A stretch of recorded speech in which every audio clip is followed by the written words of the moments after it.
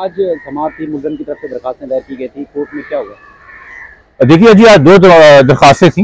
दो जो हाईकोर्ट के ऑर्डर से, जिसमें एक मुस्तरद करती थी दरखास्त मुलजिम की बच्ची से मुलाकात की और दूसरा कि बच्ची का 164 का बयान दोबारा रिकॉर्ड किया जाए। उसकी जो उन्होंने अपील्स फाइल की थी वो आज हाईकोर्ट में लगी हुई थी, मगर मोहतरम जनाब जो जस्टिस सुन रहे थे, समाअत कर रहे थे, उन्होंने इस केस को अपने सामने नॉट बिफोर कर दिया है। ऑलरेडी उनके सामने केस काफ़ी दूसरी सूरतों में चल चुका है, अलग एप्लीकेशन की सूरतों के अंदर, मगर मेरे ख्याल में पिछले 7-8 दिनों में कुछ नाखुशगवार वाक़यात हुए, जिसपे हमने आपसे पहले भी दरखास्त की कि हेल्थ सेक्रेटरी की जवाबदारी बनती है कि आपने कैसे बंदे को इस केस में डॉक्टर को असाइन किया, जो जिनकी कैपेसिटी भी नजर आ रही थी कि नहीं थी, क्वालिफिकेशन भी नजर आ रही है कि नहीं थी, और खुद एक वॉलेटाइल सिचुएशन में खातून थी। तो जो भी हरासमेंट कोर्ट में क्रिएट हुई, हमारी अभी भी सिंपैथीज उन डॉक्टर साहिबा के सामने है कि she deserves care and proper treatment. But मेरे ख्याल में उस वजह से चूंकि कुछ संगीन नौयत के इल्जाम जो हैं वो खातून ने जज साहब के हवाले से भी लगाए, मेरे ख्याल में शायद ये वजूहात रही हो, बट इस तफसील में जज साहब नहीं गए। उन्होंने सिंपली बोला कि जी ये केस मेरे सामने अब ना चलाया जाए।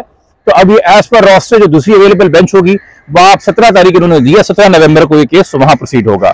जहां तक ये बात है कि वो डॉक्टर साहिबा का जिन्होंने ये सारा सीन क्रिएट हुआ, और हमने उसमें दरखास्त भी दी कि भाई इन डॉक्टर साहिबा की रिपोर्ट भी कंसिडर ना की जाए। एक ऐसी डॉक्टर हैं जो फेसबुक के ऊपर अपनी रिपोर्ट शाया कर रही हैं, जिनको प्रोफेशनल एथिक्स वगैरह का कुछ नहीं पता है, और उन पर एक इंक्वायरी भी चल रही है।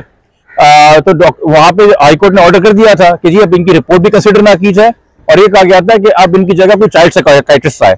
मजे की बात यह, बल्कि अफसोस की बात यह है कि जो चाइल्ड साइकियाट्रिस्ट अब नया अपॉइंट हुआ है हमारी मालूमात के मुताबिक, वो डेफिनेटली बहुत काबिल खातून होंगी। मैं उनकी पर्सनैलिटी के बारे में या उनकी पर्सनल क्वालिफिकेशन के बारे में बात नहीं कर रहा, मगर ये जिद समझ में नहीं आ रही हेल्थ डिपार्टमेंट की कि तमाम तर अफसरान जो है ये लियारी जनरल अस्पताल या शहीद मोहतरमा बेनजीर भुट्टो मेडिकल कॉलेज लियारी से क्यों आ रहे हैं।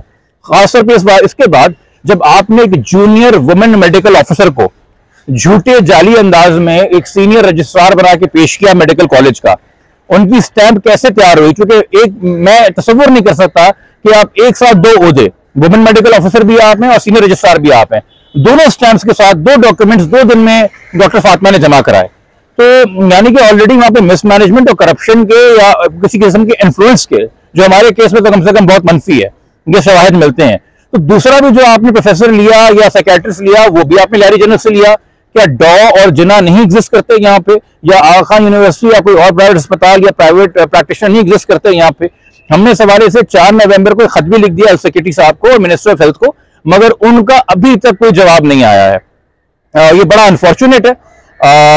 तो इसको अगर ये नहीं डील करेंगे तो फिर हम अगेन मजबूर होंगे कि इस हवाले से हम अदालती कार्रवाई करें, क्योंकि ये मजीद सवाल उठा रहा है हेल्थ सेक्रेटरी और हेल्थ डिपार्टमेंट के बारे में।